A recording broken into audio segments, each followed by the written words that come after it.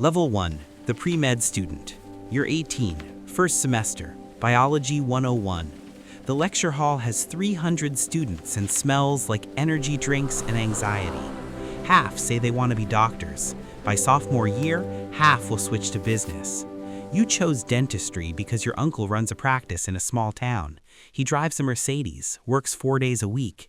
He told you at Thanksgiving he hasn't had a boss in 20 years. That sentence rewired your brain. You're taking biology, chemistry, physics, and calculus simultaneously. Your social life dies in month 1. Friday nights are organic chemistry flashcards. Your roommate is a communications major. He goes to parties. You go to the library. You need a 3.5 GPA minimum. Below that, dental schools won't open your application. The first organic chemistry exam comes back. 62. Half the class failed. The professor says it's normal. It doesn't feel normal. You spend the next 3 weeks studying 6 hours a day outside of class. Second exam, 89. That's when you learn what this career costs. Not money, time. Every hour of your 20s that other people spend living, you spend preparing. Level 2, the DAT. You're 21, junior year, 3.6 GPA through sheer stubbornness. Now comes the dental admission test. 5 hours. Biology, chemistry, organic chemistry, perceptual ability, reading comprehension, quantitative reasoning. A score of 20 is competitive. Below 18, most schools won't look at you. You buy a prep course for $1,500 on a credit card. 3 months of studying 4 hours a day on top of coursework. You take the test on a Tuesday in a testing center with white walls and cameras. 5 hours later, you walk out feeling empty. 2 weeks later, the score arrives, 21. You sit in your car and cry. Not joy, relief. Then applications, 15 schools. Each costs $250 to $350. You're spending $4,000 just to ask people to consider you. 3 schools offer interviews. You buy a suit you can't afford. You sit in front of panels who ask why dentistry. You say you want to help people. That's partly true. The other part is the Mercedes and the 4-day week. You don't say that. Level 3, the D1. You're 22. You got in. 1 school, 1 acceptance. Orientation day, 80 students in white coats. Everyone smiling, everyone terrified. Tuition is $75,000 a year, 4 years. You do the math and stop doing the math. $300,000 in debt before you earn $1. First year is all classroom. Anatomy, biochemistry, histology, physiology. You thought college was hard. This is a different language. You memorize 200 muscles, nerves, and structures in the head and neck from textbooks and 3D models. Your brain absorbs more information in 1 semester than in your entire undergrad. You study 10 hours a day, sleep 5, eat whatever is fastest. Your health deteriorates while you're learning about health. 3 students drop out before December. 1 breaks down in the library, says he can't do this. He leaves and nobody talks about it. You think about him sometimes. You think about quitting sometimes. Then you check the loan balance and realize quitting isn't an option. You're $75,000 in. The only way out is through. Level 4, the D2. You're 23, second year. They let you touch teeth, fake teeth, mannequin heads in the simulation lab, a plastic jaw with removable plastic teeth. You drill your first cavity preparation on tooth number 19.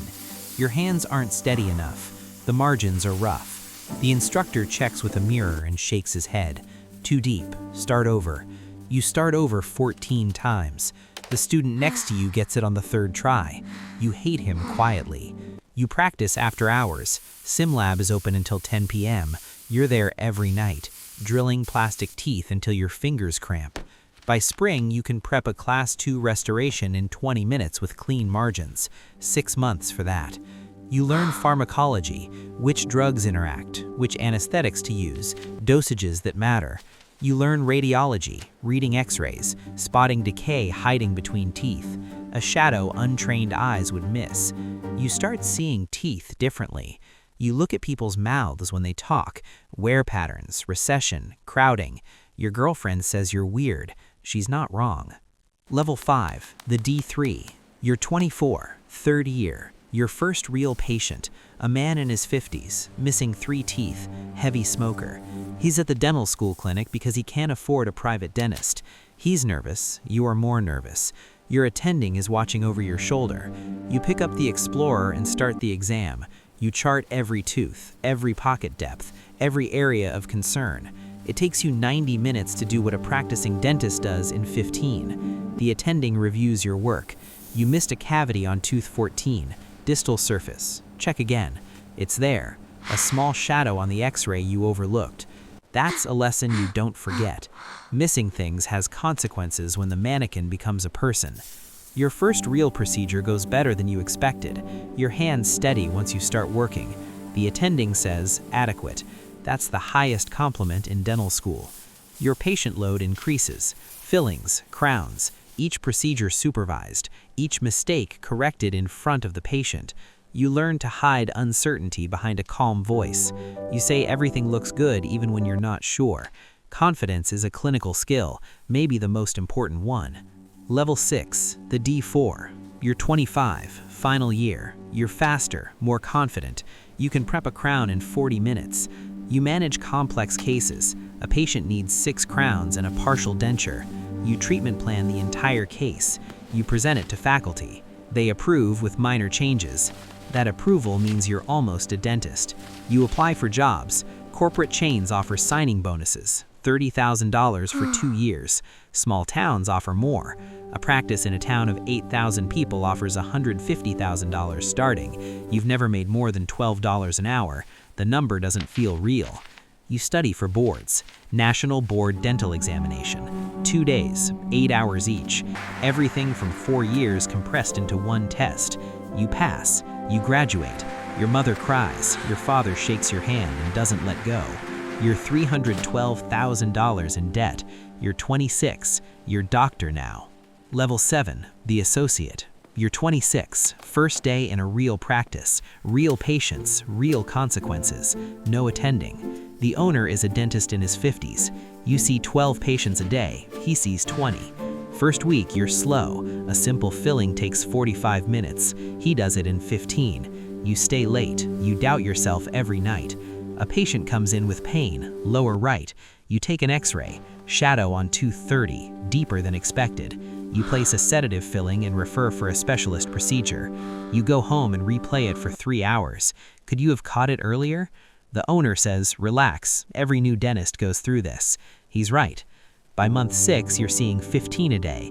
By year 1, you handle procedures that terrified you 12 months ago. You make $130,000 a year. After taxes and loans, you take home $5,500 a month. Your college friends in business make similar money without $300,000 in debt. You don't think about that. You think about yesterday when you saved a tooth a patient was told was hopeless. That feeling, that's why you do this. Level 8, the practice owner. You're 32, 6 years as an associate. You buy a practice. A retiring dentist sells everything. Patient list, equipment, building lease, $450,000. On top of your remaining $200,000 in student debt. You're $650,000 in debt at 32. But the practice grosses $800,000 a year. You hire an associate, a young dentist fresh out of school. She's nervous. You watch her the way someone once watched you. You hire a hygienist, a front desk manager, an assistant. You're a boss now. Half your job is dentistry, the other half is running a small business. Nobody taught you that. An insurance company denies a claim for a crown. The tooth needed it. They say not medically necessary. You spend 45 minutes on the phone arguing with someone who's never looked inside a mouth. You lose. The patient pays $1,200 out of pocket. She's angry at you, not the insurance company. You're the face. You take the blame. But the practice grows. Digital scanner, 3D printer, CBCT machine. You're grossing $1.2 million by year 3. You take home $250,000, 4 days a week. The Mercedes. You think about your uncle. He was right. What he didn't mention was the $650,000 in debt, the 14 years of training, and the weight of knowing every mistake happens inside someone's mouth. Someone who trusted you. Level 9, the legacy. You're 45, 19 years in practice, 30,000 patients. Your practice is worth $2 million. 2 associates, 3 hygienists, full team. You lecture at the dental school where you graduated. Same sim lab, same mannequin heads, students who look like you 20 years ago. Scared, drowning in debt and information. You tell them the truth. First 2 years of practice are hardest. You'll doubt every decision. You'll replay procedures at 2 a.m. You'll fight insurance companies who know nothing about teeth. You'll explain flossing 10,000 times and most people still won't floss. But you'll change lives. A woman who hasn't smiled in 10 years, you give her new teeth. She tears up in the chair. That moment pays more than any check. A kid terrified of dentists. You're patient. He leaves laughing. His mother sends a thank you card. You pin it to your wall. You have 47 of them. That wall is why you do this. Your daughter is 16. She says she wants to be a dentist. You tell her about the 62 on the organic chemistry exam, the mannequin heads, the $300,000. She says she doesn't care. You look at her and see yourself at 18. You say, okay, let's start with biology.